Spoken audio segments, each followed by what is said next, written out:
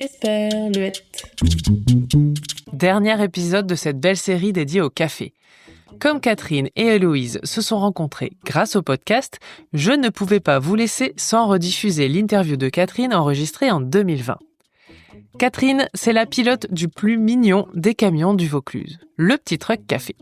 Un coffee shop nomade qui vous propose de venir participer à vos événements d'entreprise ou privés, tels que des mariages, des salons, des conférences, et de vous faire déguster le vrai goût du café, comme on déguste un grand vin. Vous allez l'entendre, Catherine est super passionnée. Alors, quand vous aurez écouté les interviews de Catherine et d'Héloïse, imaginez les heures de discussion qu'elles peuvent avoir autour d'une table quand elles sont ensemble. L'Esperluette a créé du lien sur le territoire du Vaucluse et ça fait super plaisir. Très bonne écoute. Je m'appelle Catherine Ardenne et je suis barista. Donc moi j'aime bien dire que je suis sommelière du café. Et j'ai créé donc ma petite entreprise et ça s'appelle le Petit Truck Café. C'est un coffee shop, un endroit où on va goûter des cafés de spécialité, donc des bons cafés avec plusieurs méthodes d'extraction, pas juste un expresso comme on a l'habitude de boire ici en France dans les bars. Donc moi mon Petit Truck Café en fait il est nomade. Donc je voulais créer ça pour aller plutôt moi vers les gens et leur proposer de déguster des cafés de spécialité, ça veut dire des cafés rares, mais c'est-à-dire des cafés c'est comme le vin en fait. On peut déguster le café de différentes origines, ils ont été cueillis à maturité, triés à maturité, à la main, enfin dans tout le respect de la chaîne quoi. Donc c'est des cafés haut de gamme. Je suis un petit camion, mais quand on dit camion, on s'imagine que j'arrive avec un gros truc. Non, c'est un tout petit camion qui mesure 3 mètres de long sur 1,40 m de large, donc c'est plus comme un petit triporteur. Et j'ouvre mon camion, j'installe un petit bar devant le camion et je suis à l'extérieur, donc près des gens. Je n'ai pas toujours fait du café. J'en ai souvent bu. Ça fait maintenant 3 ans avec ma formation que je fais du café et que c'est devenu vraiment une passion. C'est pas, moi je considère pas ça comme mon métier parce que j'aime beaucoup ce que je fais et c'est vraiment passionnant et ça, on apprend tous les jours donc ça m'intéresse. Mais avant non, j'étais régisseur son et lumière dans le spectacle. Donc j'ai travaillé beaucoup, j'ai beaucoup voyagé et par ce biais j'ai souvent eu l'occasion de travailler avec des Italiens qui m'ont fait découvrir le café quoi. J'ai fait ma formation de barista à Aix-en-Provence. Je me dis tiens je vais créer ce petit coffee shop nomade parce qu'il y avait des petits coffee shops comme ça en Belgique. Je me dis tiens j'aime le bon café mais je connaissais pas hein. J'ai vu qu'il y avait une formation de barista comme les barman à Aix-en-Provence. Donc je me suis inscrite, j'ai payé ma formation qui a duré un peu plus d'une semaine. Et là j'ai découvert, en fait je m'étais dit tiens on va m'apprendre à comment faire un café avec une machine expresso quoi. Un peu bêtement, comme beaucoup de gens pensent, c'est un peu simple. Et non, c'est pas simple du tout. Et c'était passionnant parce qu'on apprend toute l'histoire du café, les origines. Enfin, c'est pas juste se servir de la machine. C'est faire les bons gestes, apprendre d'où vient le café, pourquoi, comment il est cueilli, comment il est récolté, etc. quoi. On a l'habitude ici en France surtout de boire l'expresso, mais en fait quand moi je dis mon coffee shop je fais déguster du café, les gens sont toujours étonnés de voir ma carte parce que j'ai toute la déclinaison des cafés. Donc ça va de l'expresso au ristretto, au cappuccino, puis après les lattés, café avec du lait. Il y a plusieurs origines aussi. La façon dont l'extrait, ça va aussi jouer sur le goût.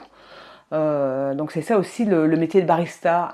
Moi au début où j'ai créé ça, j'ai souvent rencontré des gens qui disaient « Ah mais le café c'est amer, j'aime pas ». Quand je vais dans des événements, j'aime beaucoup en parler et les gens sont souvent étonnés en disant « Ah oui mais ça c'est super agréable, on retrouve le goût du vrai café quoi. Il n'y en a pas beaucoup dans le Vaucluse, je pense que je suis presque la seule à être nomade comme ça et à pas être food truck, hein. Je fais exclusivement du café, thé, chocolat, donc on me retrouve dans pas mal de mariages, des événements. Je fais aussi des événements où c'est des salons bio, équitables, puisque tous mes produits sont pratiquement bio, dans le respect de la planète, de la plante à la tasse. Et puis je me bats contre ces satanées dosettes, ces capsules qui sont un business incroyable. Et quand on voit le prix au kilo, c'est c'est entre 80 et 100 euros le kilo, mais un café de spécialité, ça n'atteint même pas ce prix-là. Et c'est même pas du bon café, plus des additifs qui sont dedans, etc., etc., etc. Et puis, ça pollue la planète. Enfin, moi, à ma petite échelle, je fais très attention à ça, quoi. Et il faut revenir au café en grains. Et le torréfacteur, c'est un métier qui de plus en plus maintenant se développe, voilà. Et aller chez, chez un torréfacteur en disant voilà, j'aimerais cette extraction-là, j'aime ce goût-là, comme le vin, voilà. Et c'est bien mieux, c'est moins cher et c'est très bien. Le café, c'est un produit frais. Donc logiquement, il devrait être moulu à l'instant. Moi, c'est ce que je fais. Hein. Dans mon coffee shop nomade, j'ai 2 machines italiennes professionnelles, j'ai un moulin à café et je le moue à l'instant. C'est pas des capsules, c'est pas des dosettes. Quand les gens viennent ou quand je fais des mariages, des événements, ils me disent bah tiens, on aimerait un café plus serré, plus léger, avec du lait végétal. Tiens, on préfère ou même maintenant on n'est pas très café. Est-ce que vous faites du thé parce que je fais du thé bio et du chocolat aussi. Donc en fait, il y en a pour tous les goûts. Je m'adapte aux clients.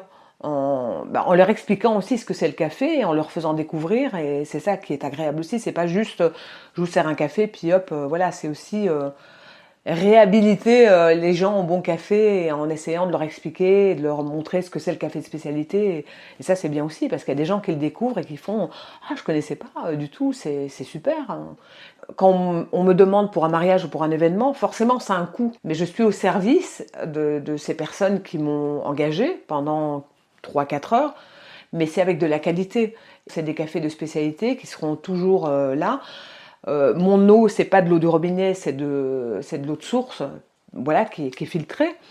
Mon sucre, c'est du sucre bio, non raffiné. Enfin, bon, voilà, c'est tout ça qui est important aussi à savoir. Voilà, il faut m'appeler et puis je me déplace pour vos événements privés, des séminaires d'entreprise, des anniversaires, des mariages. Moi, je fonctionne avec on fait des devis, donc les gens m'appellent.